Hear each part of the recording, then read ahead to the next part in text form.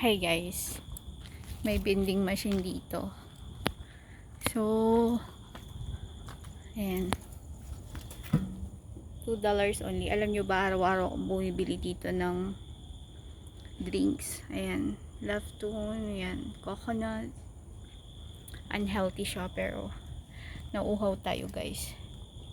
Oh, nauuhaw na ako. So, yung coconut yung aanihin ko guys. Coconut. Wait.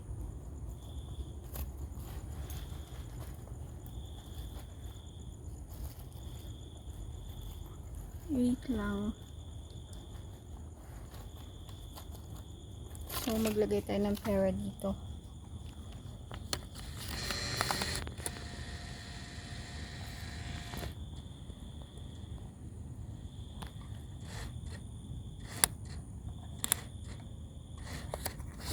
Ayaw tanggapin yung pera ko.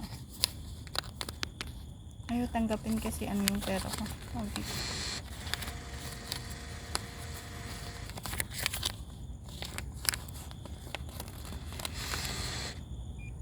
Ayun.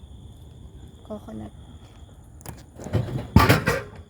Narinig niyo. Tapos kukunin natin siya dito.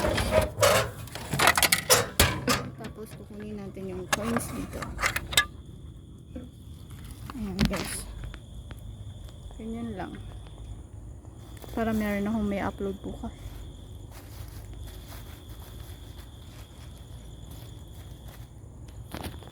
Tago $1 siya. Bali, 43 pesos ang bawat isa nito.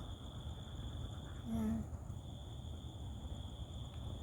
Ang mahal ng drinks nila dito, di ba?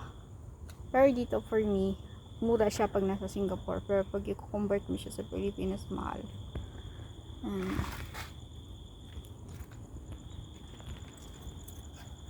Kaya merong vending machine dyan. Alam nyo kung bakit? Kasi merong gumagawa ng bahay dito. Pero kapag wala nang gumagawa ng bahay or building dito, mawawala na rin yung vending machine na yan. So, yun. Pauwi na kami ng alaga ako. Nauhaw ako. Alay kasi na nilahat namin guys. Kaya, pagkakataon ko na rin to para meron akong may vlog. Ayan yung CR ng mga trabador. Ayan. O, diba ang galing? O, ito nyo. Nakakatakot dito. Maglakad.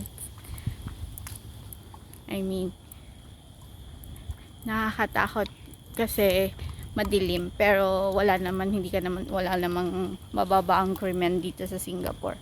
Safety naman siya. Ayan yung park. Ayan. Pauwi na kami guys. Dito ko na end yung vlog kasi may mga Chinese na dyan. Baka pagalitan pa ako. Yung bahay parang tao siya. May bibig. May ilong. Ano, puno dito. Alam niyo ba, may kukwento pala ako sa inyo. Mga 3:00 ata yun. Yung mga halaman gumagalaw-galaw. Alam niyo nung nilapitan ko yung halaman, biglang tumigil. Anyway guys, tika na end yung vlog.